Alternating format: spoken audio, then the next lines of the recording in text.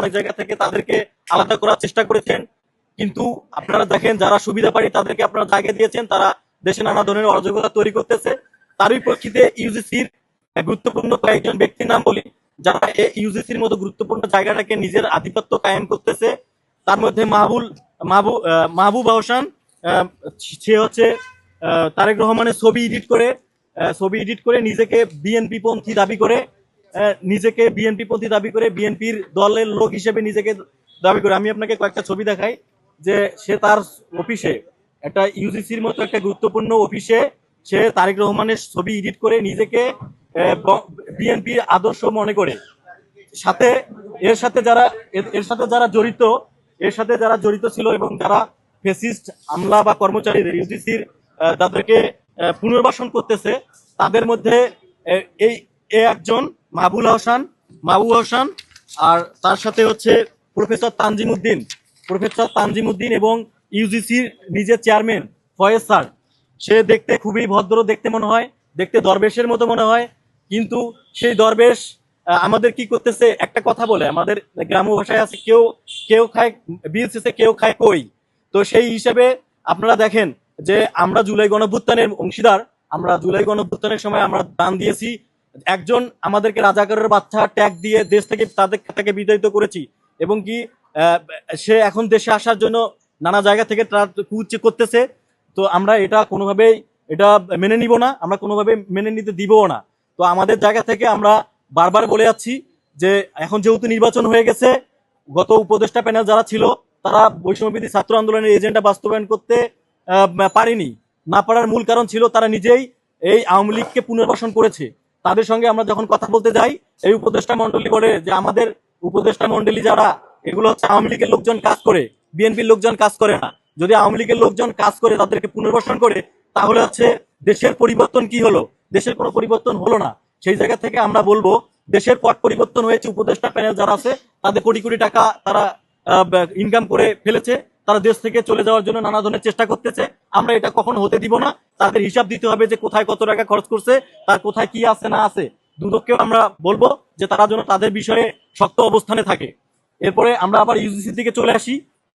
যে আমি এখানে নাম প্রকাশ করলো, এই 32 জন কর্মচারী ছাড়াও, বাংলা 35 জন কর্মচারী ছাড়াও এখানে অনেক ধরনের কর্মচারী রয়েছে। তো এই কর্মচারীগুলোর নাম আমাদের প্রত্যেকটা অধিদপ্তর, প্রত্যেকটা দপ্তরে যারা এরকম ফেসিস্টের দোসর ছিল, গত 16 বছর ফেসিস্টের সঙ্গে আতাত করে কাজ করে গেছে, তাদেরকে আমরা দমন করার জন্য আমরা এই বিএনপি সরকারকে, যারা যেহেতু নতুন সরকার, আমরা চাই তারা আমাদেরকে সহযোগিতা করবে। তাদের সহযোগিতায় আমরা এই ধরনের যারা আকাম কুকামের অংশীদারিত্ব যারা এখন পর্যন্ত করে যাচ্ছে, তাদেরকে আমরা শক্ত হস্তে দমন করব। চেয়ারম্যান কর্তৃক অতি দ্রুত সময়ে কর্মকর্তা ও কর্মচারী নিয়োগের কার্যক্রম, মানে চেয়ারম্যান আসার পরে গত 1.5 বছরে সে কি কাজ করছে আমরা দেখতে চাই, আমরা জানতে চাই। তারা কোনো ধরনের কাজ করেনি, কাজ করছে সে ফ্যাসিস্টে পুনর্বাসন করেছে। আর দ্বিতীয় বিষয় হচ্ছে সে দুর্নীতির মতো একটা বড় কাজ তারা করে গেছে। এখানে ভর্তি পরীক্ষার যে বিষয়ে, যে ভর্তি পরীক্ষাগুলো হচ্ছে প্রত্যেকটা সেন্টার, প্রত্যেকটা জায়গায়, প্রত্যেকটা বিশ্ববিদ্যালয়ে যে ভর্তি পরীক্ষাগুলো হচ্ছে, এই ভর্তি পরীক্ষা থেকে শুরু করে এবং কি চাকরিতে যারা নিয়োগ পাচ্ছে, এই নিয়োগকারীদেরকেও তারা দুর্নীতির মতন টাকা পয়সা নিয়ে তাদেরকে চাকরি দিচ্ছে। আমরা আমাদের কাছে পেয়েছি। তাছাড়া মহিবুল আহসান কর্তৃক যেগুলো সিন্ডিকেট আছে, এই সিন্ডিকেট গুলো চলতেছে, এবং কি সে নিজেই, আমি আবারও বলতেছি, সে নিজেই তারেক রহমানের ছবি এডিট করে নিজেকে বিএনপি পন্থী দাবি করে। তারপরে চেয়ারম্যান কর্তৃক সচিবকে অবসরের জন্য গড়িমসি করতেছে, সেটা তো আমরা সবাই জানি। আমরা কয়েকবার গিয়েছি, কিন্তু আলটিমেটলি তার চেয়ারম্যানকে আমরা অপসারণ করতে পারিনি।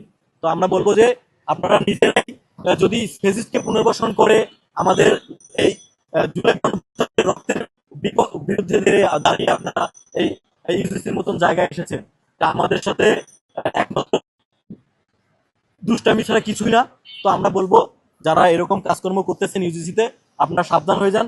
আর তারেক রহমান সাহেব সহ বাকি যারা এমপি মন্ত্রী আছে তাদের কাছে আমরা আকুল আবেদন করি, আপনারা কালকে শপথ গ্রহণ করার পরেই এদের বিরুদ্ধে ব্যবস্থা নেবেন, এবং কি তাড়াতাড়ি এদেরকে অপসারণ করে আপনারা যেন ভালো ক্লিন ইমেজের মানুষ এখানে আসতে পারে, এখানে যেন দুর্নীতি না হয়, এবং কি বাকি যেগুলো পাবলিক এবং প্রাইভেট ইউনিভার্সিটি রয়েছে, সেই পাবলিক এবং প্রাইভেট ইউনিভার্সিটিগুলো যেন স্বচ্ছ হয় এবং স্বচ্ছতা অনুসারে যেন নিয়োগগুলো হয়, এবং কি সবাই মিলেমিশে যেন একটা সুন্দর দেশ আমরা করতে পারি, এটা আমাদের সবার কাছে প্রত্যাশা থাকবে। আপনারা হয়তো দেখতে পেরেছেন আমরা অভিযোগ করেছি 5 তারিখের পর থেকে যখন ক্ষমতায় আসছে, এরপরে আমরা বারবার গিয়েছি। আমরা গিয়েছি সেন্ট্রাল কমিটি থেকে, আমরা অনেক কয়েকটা জায়গা থেকে আমরা তাদের সঙ্গে কথা বলেছি। আমি নিজেও তাকে সেখানে উপস্থিত ছিলাম, কথা বলেছি যেন এই সচিবকে অপসারণ করা হয়। তো সচিবকে তারা অপসারণ করতে না পারে, সে তাকে পুনর্বাসন করতেছে। তো এখানে পুনর্বাসন করার সাথে কারা জড়িত? এখানে চেয়ারম্যান এবং সদস্য। চেয়ারম্যান এবং সদস্য হচ্ছে অ্যাপেক্স বডি এখানকার। তারা যে সিদ্ধান্ত নিবে সেই সিদ্ধান্ত এখানে মানে কাজ করবে। তো তাদের যে সিদ্ধান্ত, তারা সিদ্ধান্ত নিতে ব্যর্থ হয়েছে, তারা সিদ্ধান্ত নেয়নি এবং তারা নিজেরাই তাকে পুনর্বাসন করেছে। তাদেরকে কোলে নিয়ে তাকে কোলে নিয়ে তারা এই নানা ধরনের অপকর্ম চালিয়েছে, যেগুলো আমরা দিয়েছি। এবং কি তারা যারা এখানে নাম তালিকা প্রকাশ করছি, এগুলো জুলাই গণঅভ্যুত্থানের সাথে হত্যা মামলার সাথেও জড়িত ছিল।